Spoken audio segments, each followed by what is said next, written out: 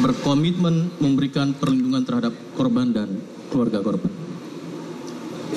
Proses ini telah berjalan, termasuk melakukan evaluasi, sehingga ini dapat menjadi pembelajaran khusus bagi Polri, sesuai dengan amanah Undang-Undang Nomor 2 Tahun 2002 tentang Polri. Polri selaku institusi pelindung masyarakat dan institusi pemelihara keamanan dan ketertiban masyarakat.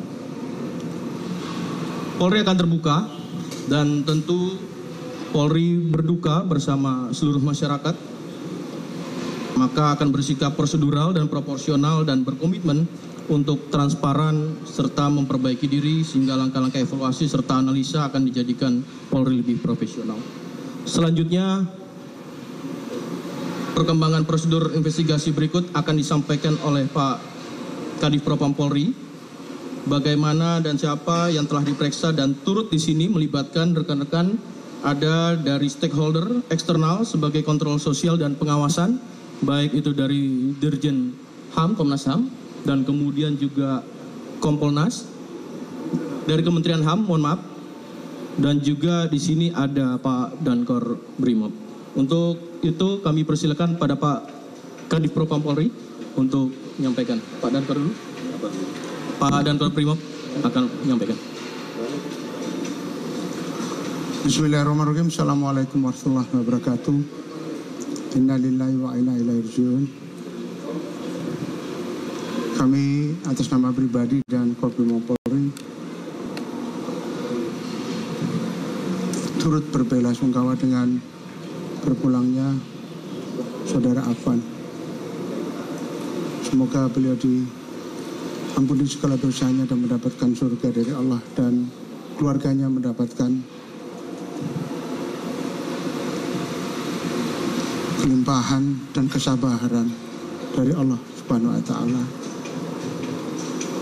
Saya atas nama pribadi dan selaku dan Korbrimob mohon maaf pada keluarga almarhum dan seluruh rakyat dan masyarakat Indonesia. Untuk semua proses tentang anggota kami serahkan kepada Kadif Propam Mabes Polri. Demikian, Assalamualaikum warahmatullahi wabarakatuh. Kali ini Pak Kadif Propam Polri, kami persilakan.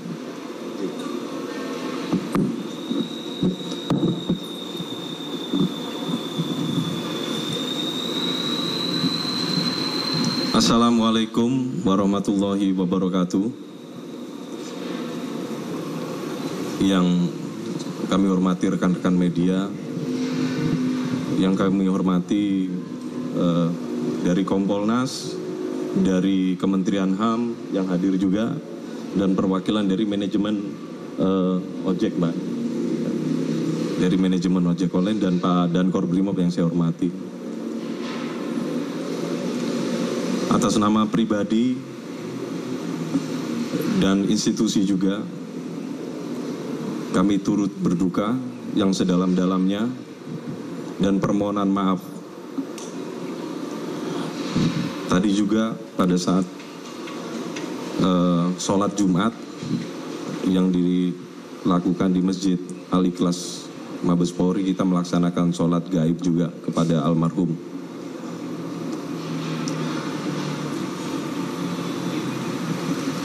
Saya selaku Kadif Propam Polri tetap berkomitmen dan menjaga integritas dari organisasi saya yang saya pimpin ini.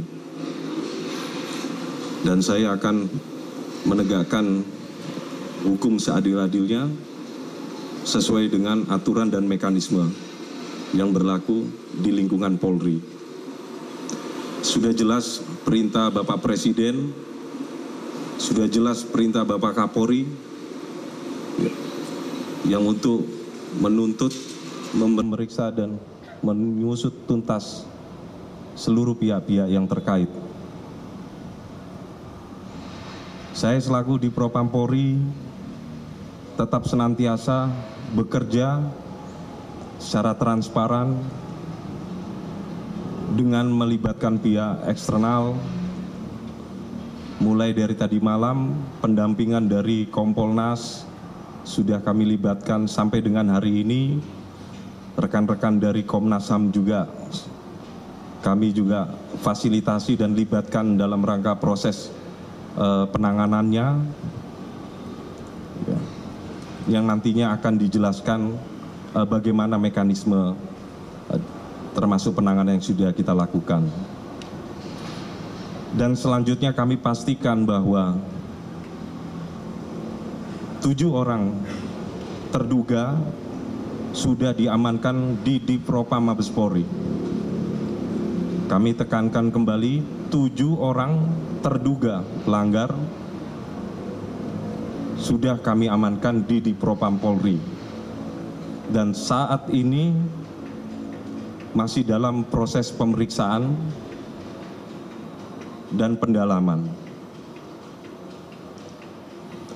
Adapun hasil yang sementara yang sudah kami lakukan, tadi siang hari kami sudah lakukan gelar perkara yang melibatkan Itwasum Polri, Divkum Polri,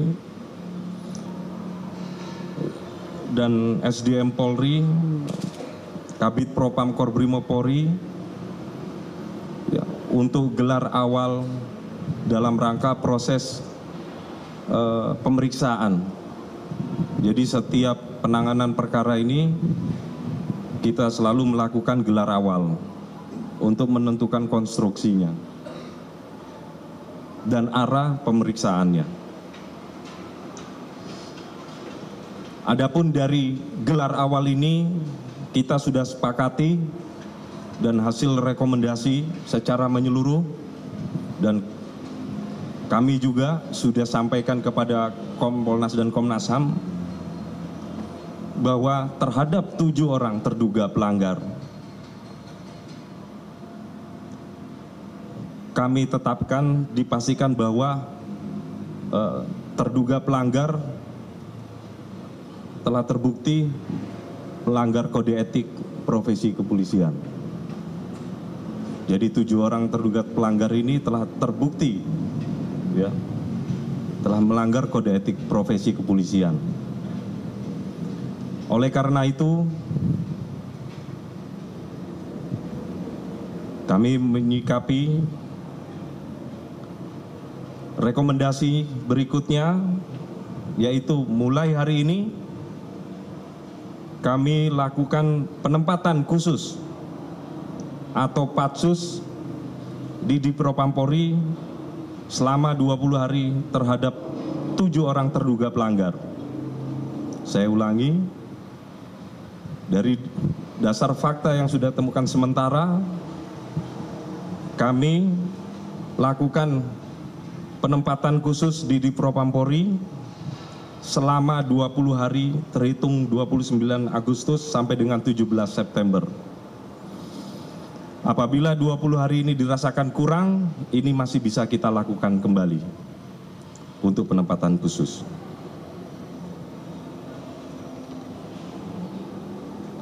Selanjutnya, hasil identifikasi sementara yang kita sudah dapatkan, yaitu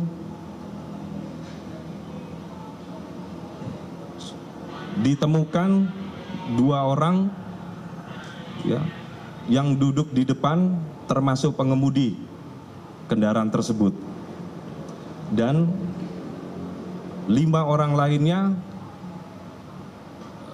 dalam posisi duduk di belakang.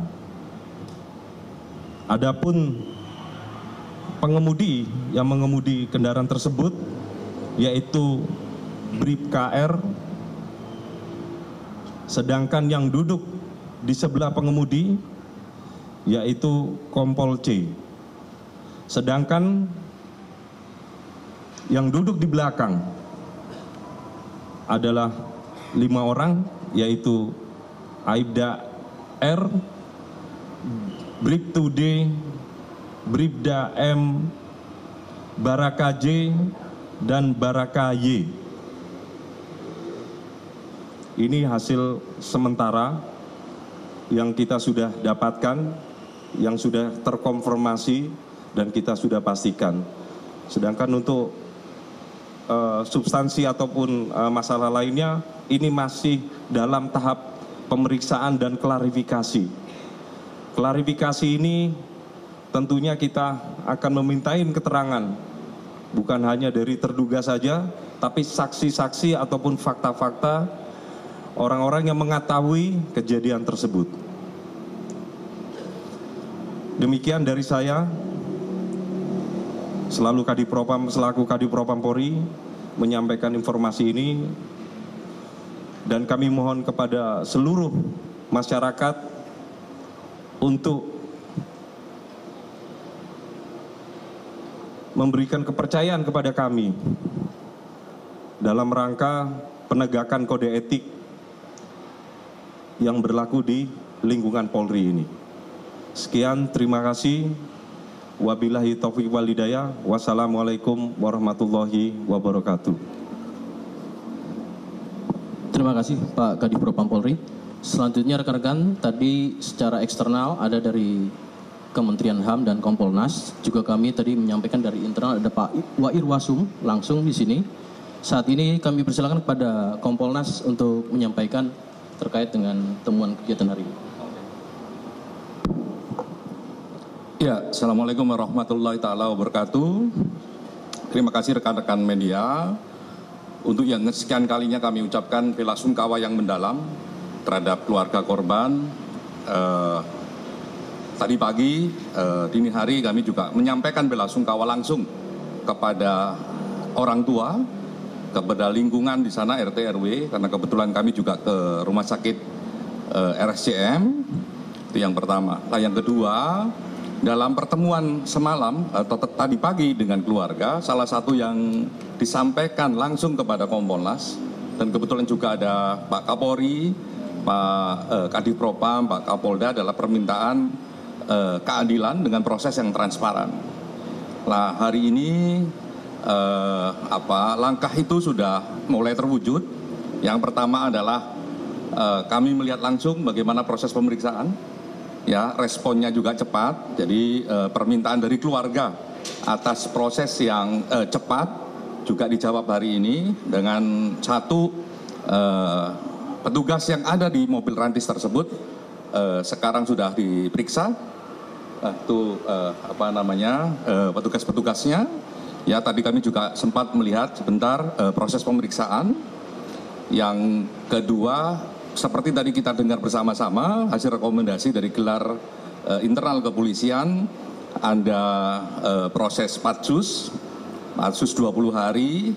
Sebenarnya patsus itu untuk memastikan bagaimana pendalaman dari peristiwa, investigasi dan sebagainya, biar lebih komprehensif, lebih efektif, makanya di patsus. Bahasa paling gampang itu kalau di patsus itu bahasanya adalah ditahan atau diamankan di Mabes Polri di lingkungan Propam untuk mempermudah bagaimana peristiwa itu berlangsung. Tadi juga sempat dialog sama Pak Kadipropam.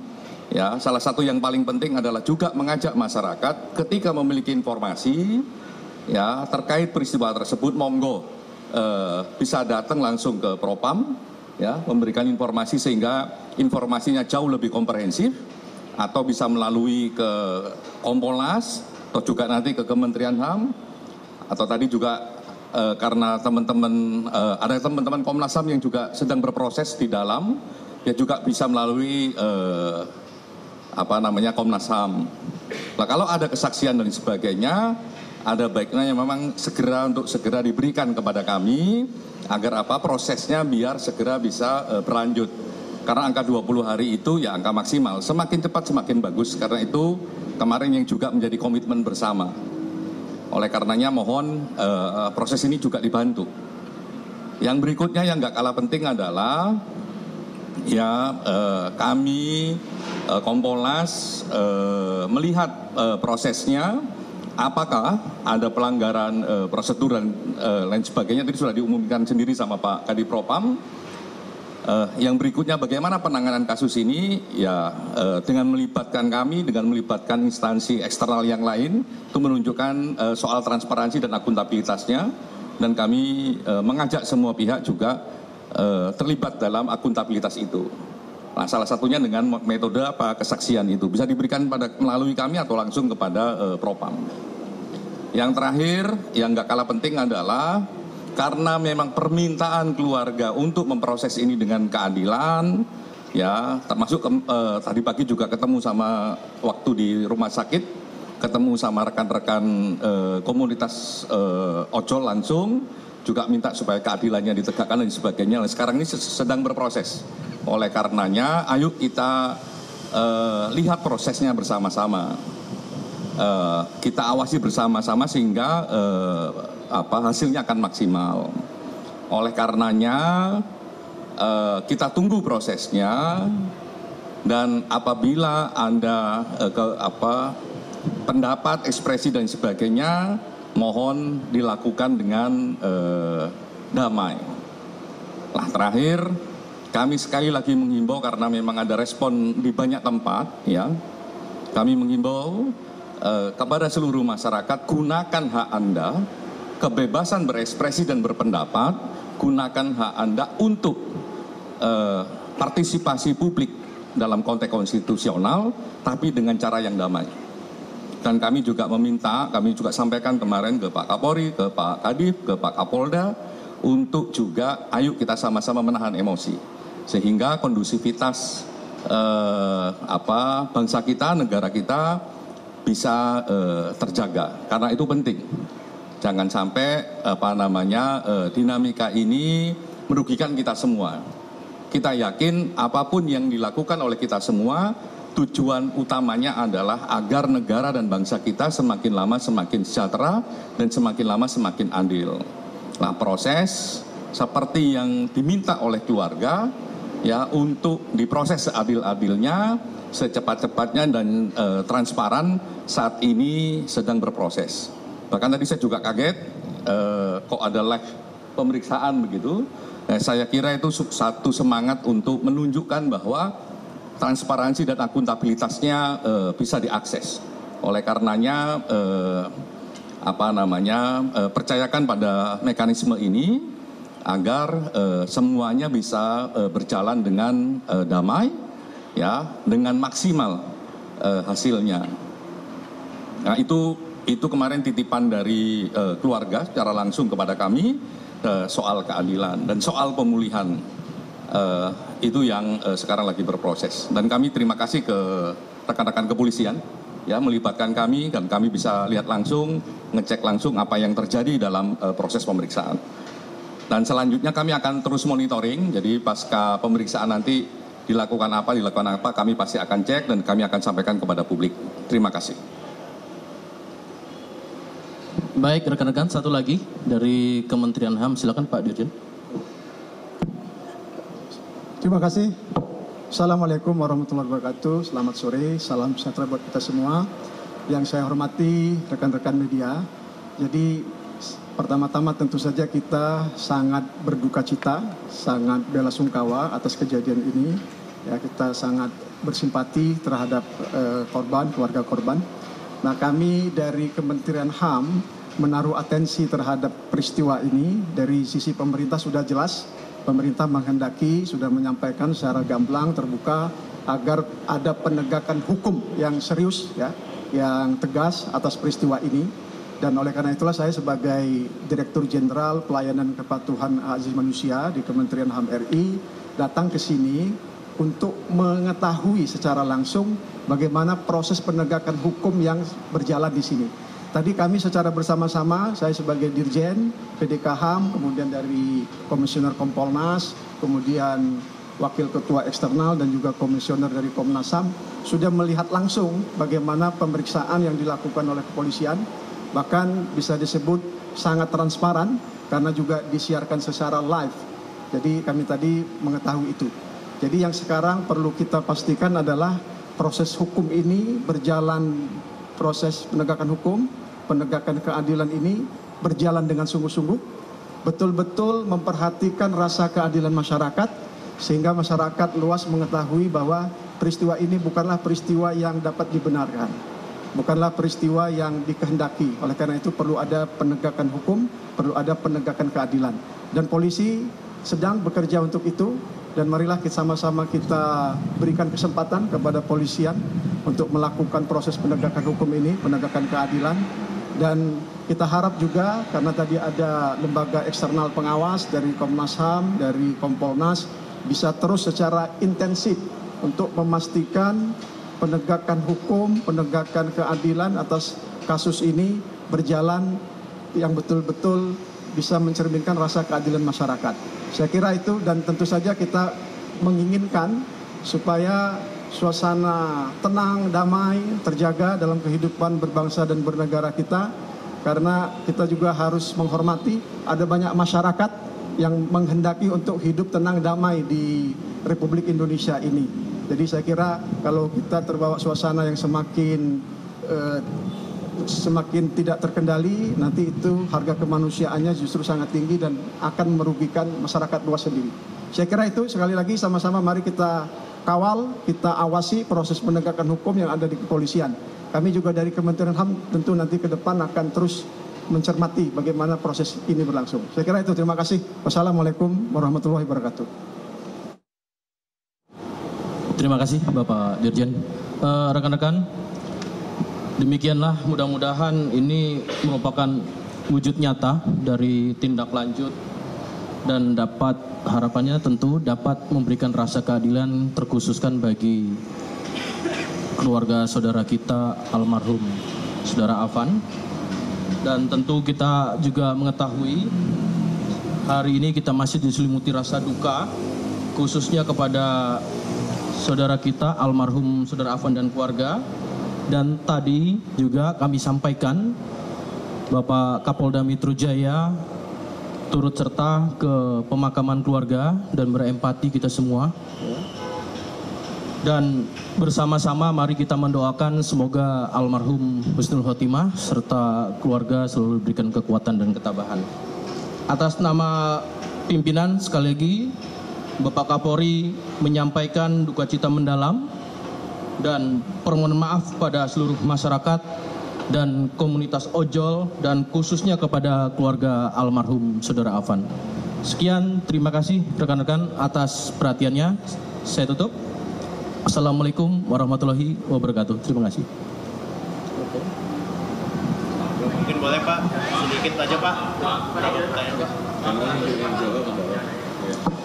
Saya bagi satu sesi, 3 penanya. Pertama, 1, 2, 3 belakang. Silakan. Izin, mungkin duduk aja ya Pak. Iya, nggak apa-apa. Mungkin untuk Pak Kadif ini, Pak Kadif Propam, saya Abid dari Kumparan Pak, mau nanya, ini kenapa belum jadi tersangka ya Pak? Apakah emang nggak diusut secara pidananya atau gimana? Dan juga mungkin kalau emang belum jadi tersangka, sekarang statusnya apa ya Pak? Berarti apakah terperiksa atau masih terduga atau gimana? Terus mungkin boleh dijelasin juga Pak, apakah mereka sudah menjelaskan secara kronologis kejadian pada saat itu? Apakah kenapa sih sampai akhirnya ngebut di tengah jalan yang penuh orang? Terus kalau dilihat dari video itu kan tampak sepertinya supir itu menyadari kalau ada yang terpleset jatuh dan dia terjepit di ban depan mobil itu. Kenapa akhirnya memilih untuk tetap tancap gas gitu Pak, walaupun tahu ada ojol yang terjepit? Apakah karena panik atau gimana? Itu bisa dijelaskan Pak? Itu aja mungkin Pak. Langsung, biar fokus ya. Soalnya sudah 3 pertanyaan. Saya singkat saja saya jawab ya. Jadi karena sesuai dengan fungsi dan tugas saya adalah kode etik. Jadi saya lebih fokus untuk menyelesaikan kode etiknya dulu. Nah, setelah itu nanti konstruksinya perbuatan pidananya di mana nanti baru kita limpahkan ke sesuai dengan fungsi apa yang akan menangani itu.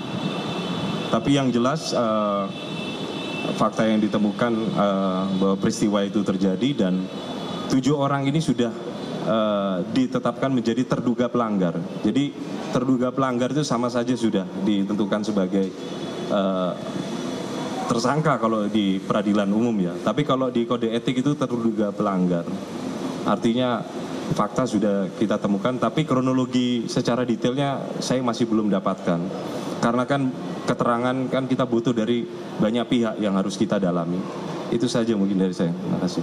Terima kasih Pak Kadif. Mbaknya yang di tengah, mohon maaf, baju merah.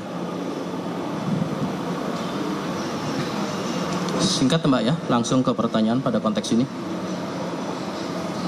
Tadi pertanyaan, izin Pak saya lihat dari IDN Times, tadi sebenarnya pertanyaannya sudah cukup ditanyakan oleh Mas Abid, tetapi saya ingin tahu detailnya Pak. Behind the scene-nya bagaimana, tadi Bapak juga jelaskan bahwa yang menggas itu adalah Bribka-R, mohon maaf jika salah bisa direvisi nanti.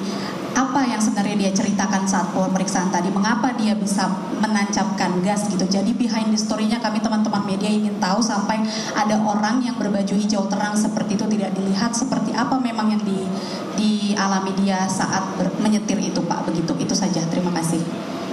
Iya, satu pertanyaan tadi sudah hampir terjawab juga ya. Masih dalam proses itu. Saya rasa tadi sudah mencakup ya. Iya, masih dalam proses pendalaman tadi disampaikan Pak Kadif Propam. Sama, hampir sama, serupa. Silakan satu lagi yang belakang. Sama ya? Pak, baik, terima kasih rekan-rekan. Sedikit bertanya, Zevanya Kompas TV, tadi kan dibilang masih akan bertanya ke saksi fakta terkait. Ini sejauh ini sudah berapa saksi fakta terkait yang dimintai keterangannya, dan apakah nantinya akan dimintai keterangan untuk saksi lainnya juga? Iya, tadi disampaikan Pak Kadif Propam adalah proses sementara ini tentu ada. Pak Khairul Anam juga menyampaikan dari Kompolnas selama masa 20 hari ini membutuhkan waktu diantaranya untuk itu, melakukan proses pemeriksaan pihak terkait. Maka nanti kita tunggu sebagai progres awal, nanti secara transparan dan akuntabel kita tentu akan menyampaikan sebagai progres. Ya, cukup. Berarti sejauh ini belum ada pihak dari saksi mata yang di lapangan? Ada. Tapi kan tidak cukup sampai di situ. Ya. Baik, terima kasih teman-teman. Saya tutup dulu. Wassalamualaikum warahmatullahi wabarakatuh. Terima kasih teman-teman.